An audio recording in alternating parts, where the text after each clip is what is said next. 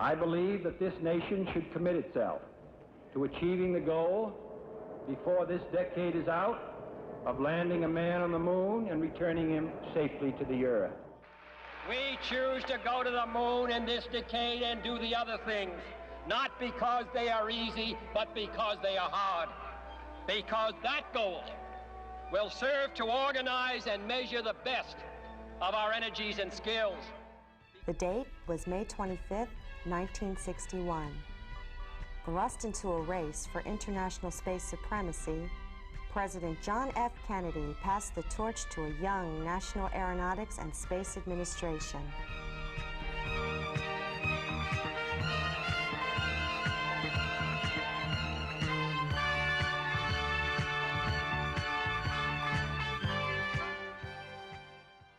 The complex, sophisticated space shuttle of today, with its ability to routinely carry 6 or more people into space, began as a tiny capsule where even one person felt cramped, the Mercury program.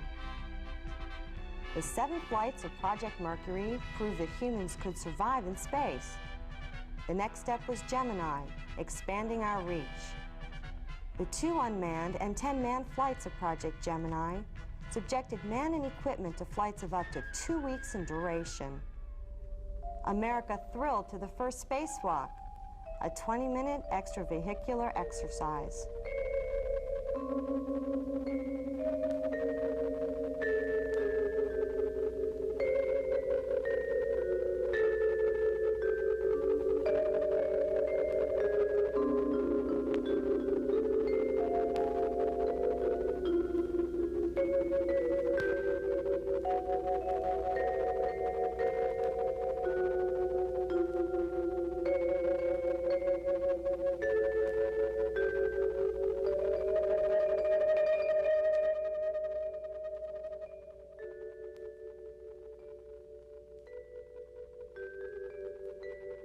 The cumulative experience of these early manned flights gave NASA a foundation of confidence for its next project, Apollo, a national effort that fulfilled a dream as old as humanity, a human on the moon.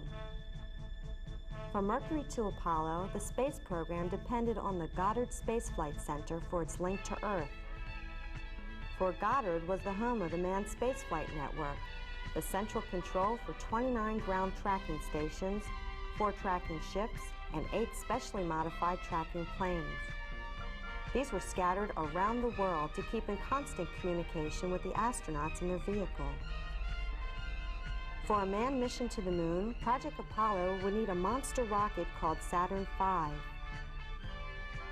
Saturn V was just one item on NASA's long shopping list. Years of testing and designing went into preparing astronauts, rockets, and equipment for the first lunar landing.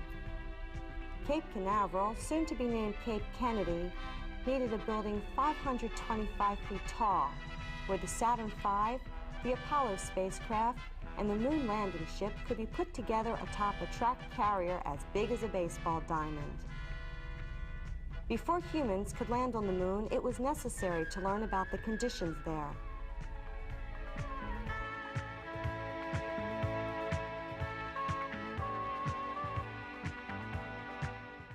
In those days, we were not at all sure about what the space environment was, and we were very concerned about the various radiations from the sun and from outer space and what effect they would have on the men who were in this capsule. Picture-taking Ranger spacecraft sent back thousands of lunar photographs before crash landing into the lunar surface. As the time grew closer to the historic moon landing, Goddard crews checked and rechecked every circuit, every antenna, every console to assure that nothing would go wrong during this landmark mission. And we had the responsibility of testing these facilities from an operations standpoint, utilizing the facilities of NASCOM.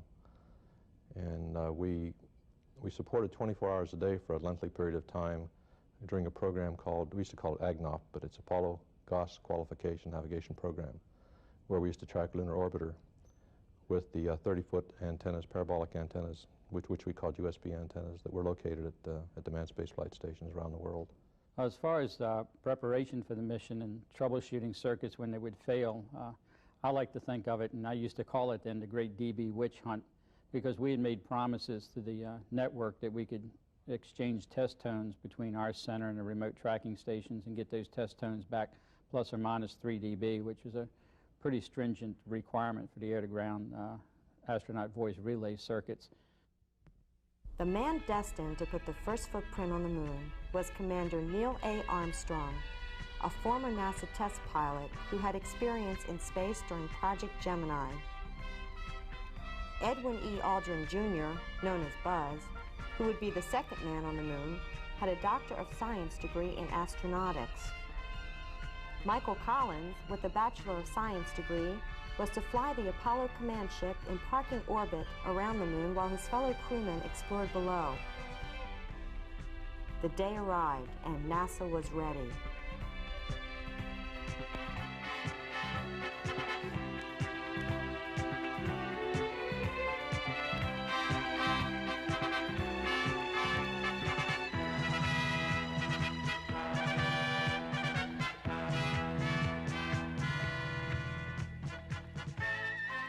Armstrong went aboard at 6:54 a.m. and took position in the Apollo's left-hand couch.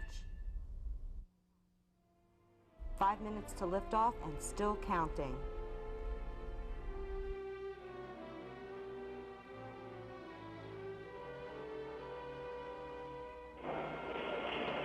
T-minus 15 seconds. Guidance is internal.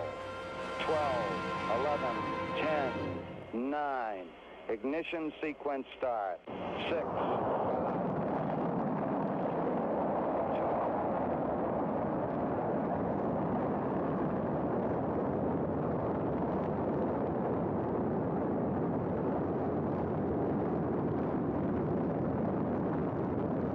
Perhaps 1 million Americans came to Cape Kennedy to see the astronauts off. So did 3,000 newsmen from 56 countries, half of the U.S. Congress, and the Vice President of the United States.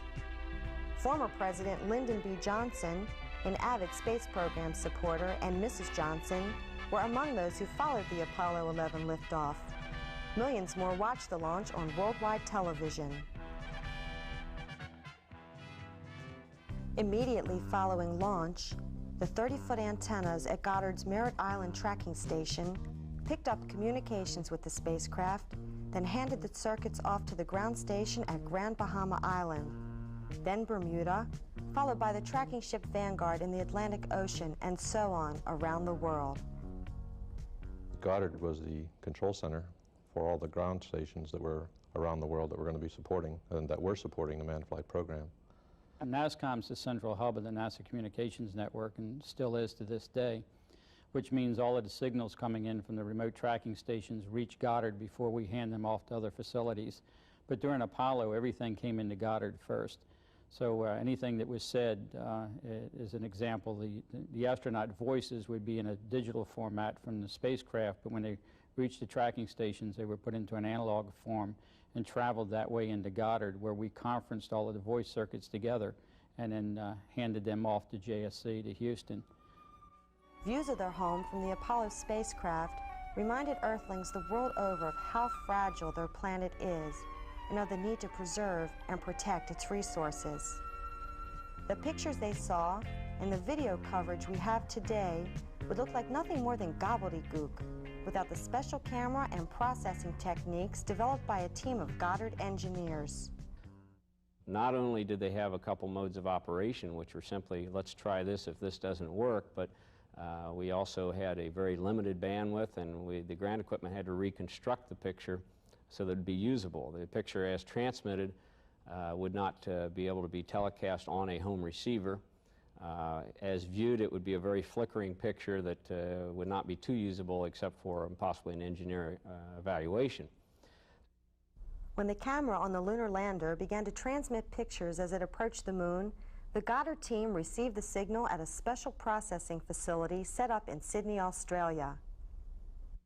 I recall particularly the Australian people were just so excited, and they actually set up television monitors in I believe it was called Peace Cross, the main square in Sydney, where thousands of people came out to witness this. Contact light. Okay, engine stop. ATA at a descent. Mode control both auto. Descent engine command override off. Engine arm off. 13 is in. We copy you down, Eagle. Houston, Tranquility Base here. The Eagle has landed. The first word may have been Houston, but the first people to hear it were Goddard's voice controllers. I'm going to step off the limb. That's one small step for man, one giant leap for mankind. Oh, that looks beautiful from here, Neil. The primary package was a seismic package to detail moonquakes, and a laser retroreflector package, which is quite small, but it had 64 cube reflectors in it, so they could use lasers from the Earth and fine-tune the distance between the Earth and the Moon. Those small retroreflectors are still used today.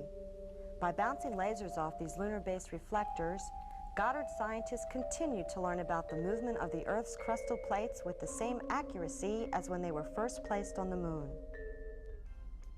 Not long after noon the next day, the 21st, the astronauts fired the ascent engine and launched Eagle on the first leg of what was to be a triumphant return to Earth. Apollo 11 splashed down at 12:50 p.m. Eastern Daylight Time on July 24, 1969, about 900 miles southwest of Hawaii. Two Goddard satellites, ATS-1 and 3, were used to relay television coverage of the recovery operations to an anxious world. The big thing that we did, and I think, well, because it was spectacular, because everybody saw it, was the television through our microwave system on the ATS spacecraft. At one time, we planted a little 12, 15-foot antenna on the flight deck of the carrier and actually transmitted live television from the carrier, from what was going on the deck of the carrier, via the ATS satellite back to the networks. It was the only possible live television so the whole world could see what was going on. And of course, included in that was the actual recovery. Apollo did more than reach for the future. It refreshed our spirits and heightened our awareness of the human potential. For the United States, Apollo provided renewed confidence that given the resolve, resources, and commitment of a free people, the U.S. can lead mankind in the great adventure of space exploration. We lived through an era, and part of that era was the time that John Kennedy said, "I challenge this nation to put a man in orbit and return him safely within this decade." Pursuant to that, I don't think any of us will ever forget that famous day in Dallas. And then to put the man on the moon and bring him back safely was quite a monument and memorial, and I think all of us felt very, very strongly about that. We were a pretty young organization. I think I was in my 20s, and I think just about all of the voice controllers and the contractor workforce were people in their 20s and possibly early 30s. And it was just a very exciting time for us.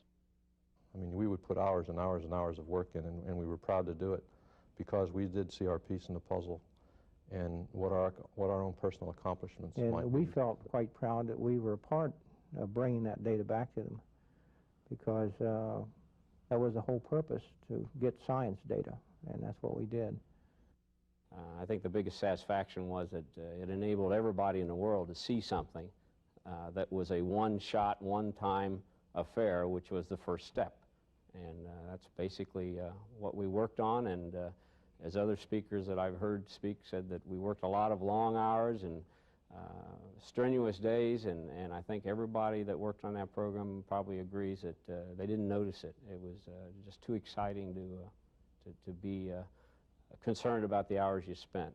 It was a unique project, and we haven't been back in a long time, and it is something that we were really proud to be a part of. And every country we went to, they were all proud to be participants. Well, it was a great thing for the United States. It was a great thing for NASA, and I have to think it was a great thing for Goddard Space Flight Center.